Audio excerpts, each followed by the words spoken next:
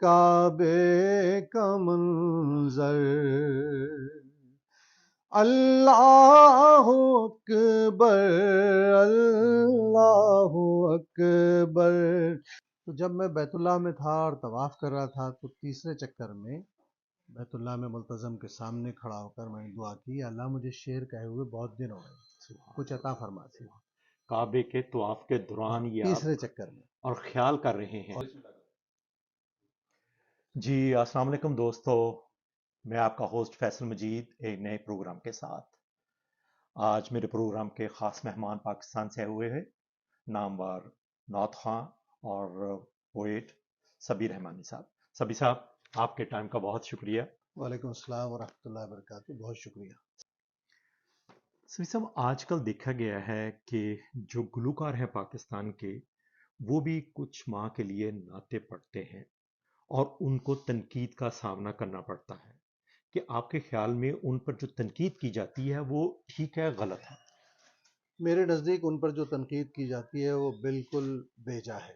اس کی وجہ یہ ہے کہ حضور نبی کریم صلی اللہ علیہ وسلم کی امت میں کسی بھی شعبے سے تعلق رکھنے والا آدمی حضور علیہ السلام کا امتی ہے۔ اس سے محبت کے اظہار میں ہم کسی پر یہ قطعہ نہیں لگا سکتے، یہ پابندی نہیں لگا سکتے کہ آپ حضور کا ذکر کر سکتے ہیں، وہ فلاں نہیں کر سکتا۔ ایسی کوئی رعایت ہم نہیں دے سکتے کسی کو کہ وہ اس پر اعتراض کرے۔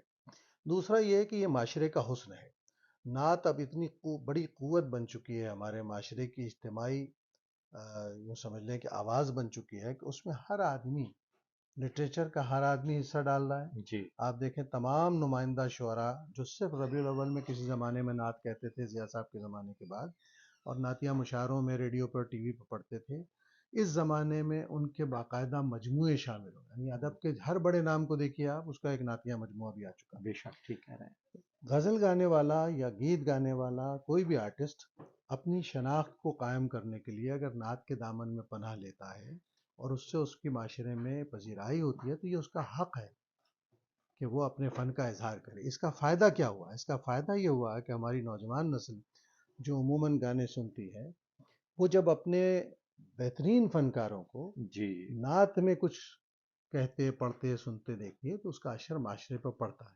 آج وہ کلاس بھی جو مذہبی تقاریب سے، مذہبی کلاموں سے بہت زیادہ آشنا نہیں تھی، ان کی وجہ سے آشنا ہو گئی۔ تو بے اس کے شک بہت بہتر اثرات ہیں اور ہمیں انکریج کرنا چاہیے ایسے تمام لوگوں کو جو اس طرف آئے ہیں اور انہوں نے حضور کے ذکر میں کہیں نہ کہیں اپنا حصہ ڈالا۔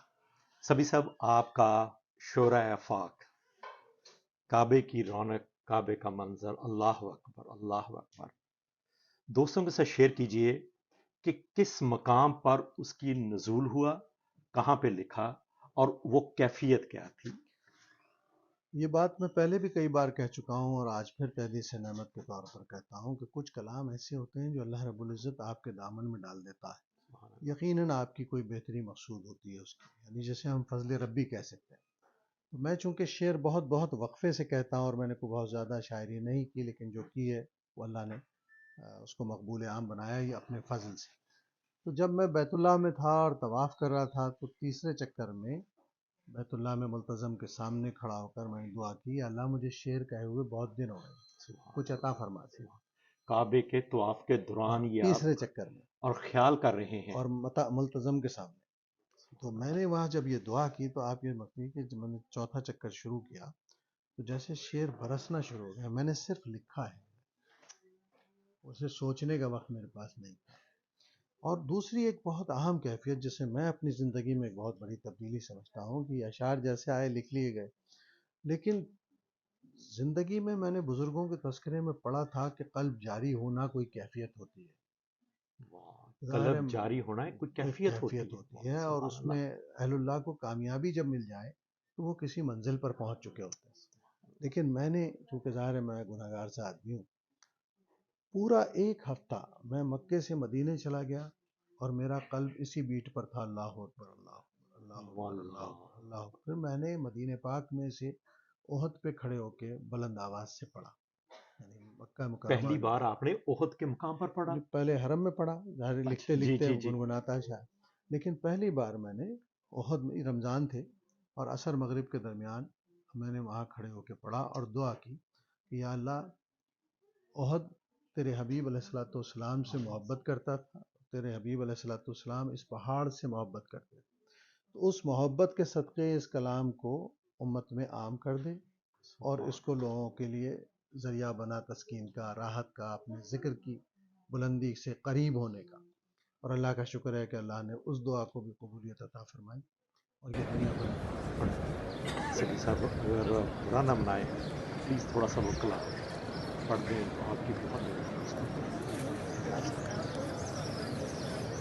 کعبے کی رونق، کعبے کا منظر، اللہ اکبر، اللہ اکبر، اللہ اکبر، اللہ اکبر، دیکھوں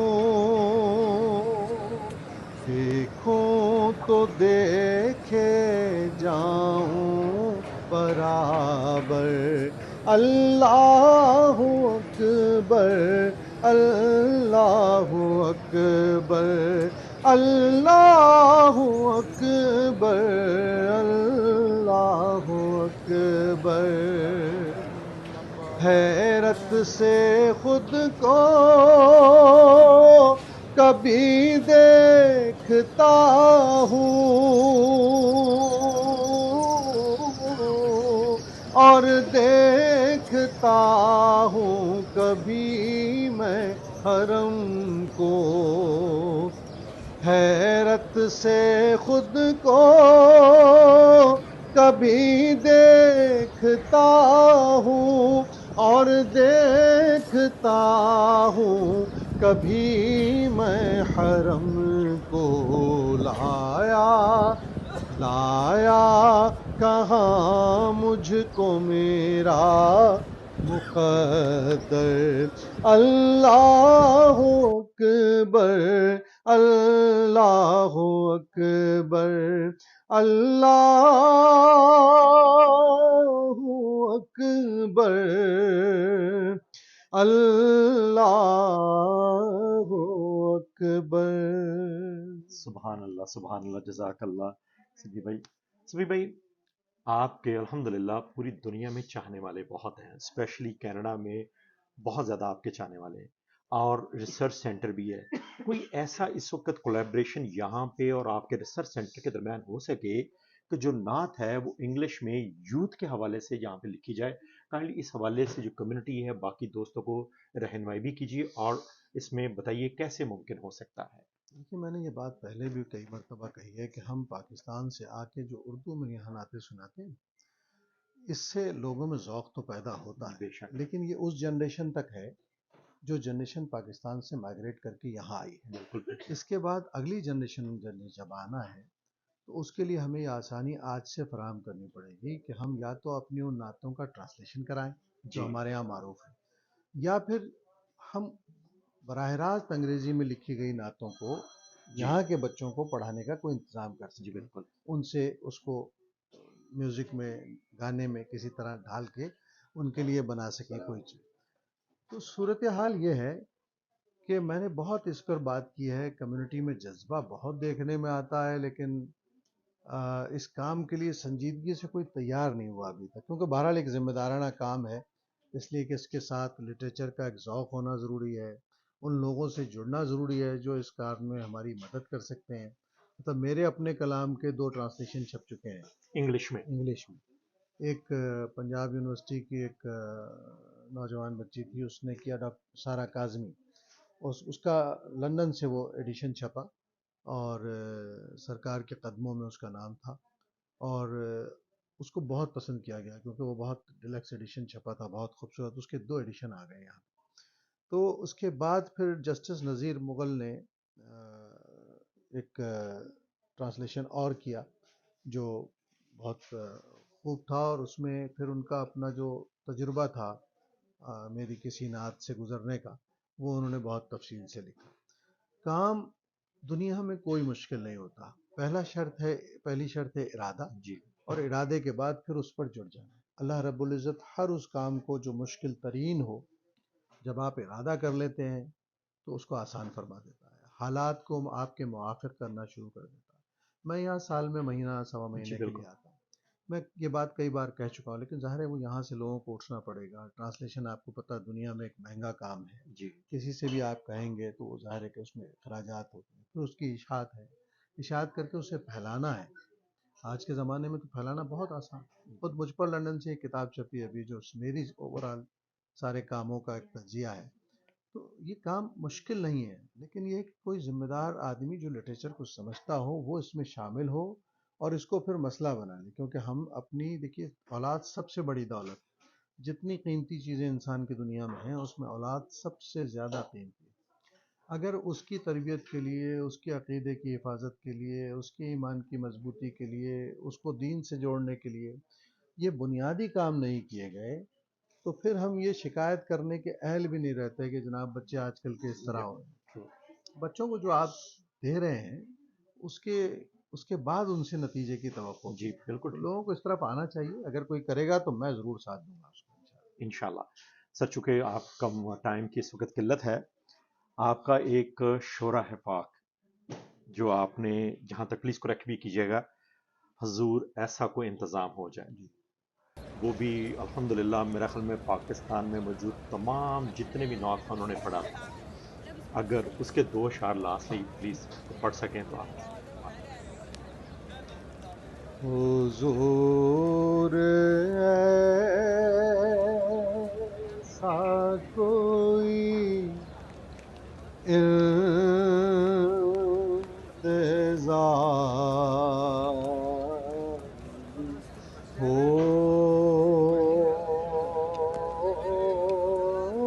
جائے، حضور ایسا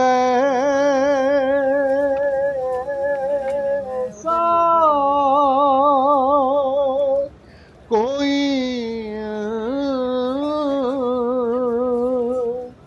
انتظام ہو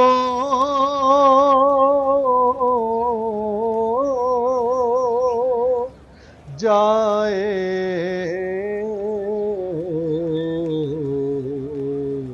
سلام کے لیے حاضر غلام ہو جائے، حضور آپ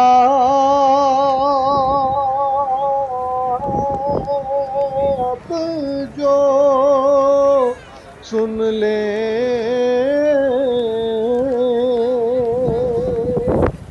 تو بات بن جائے، حضور آپ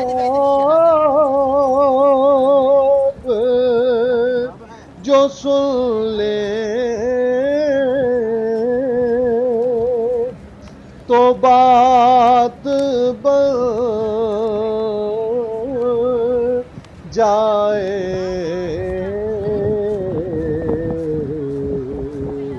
حضور آپ جو کہہ دیں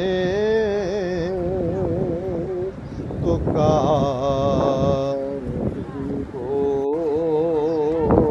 ہو جائے، سلام کے لیے حاضر غلام ہو جائے۔ سبحان اللہ سبحان اللہ. سبھی بھائی آپ کا بہت شکریہ ٹائم دینے کا. آپ کی مہربانی کہ آپ تشریف لائے، اور شاہد مغل صاحب نے مجھے ظاہر ہے کہ آپ کے لیے بہت اصرار کیا، لیکن میں خود صحافیوں سے مل کے خوش ہوتا ہوں۔ اللہ آپ کو جزاک برکتوں اللہ سے جزاک نوازے۔ اللہ.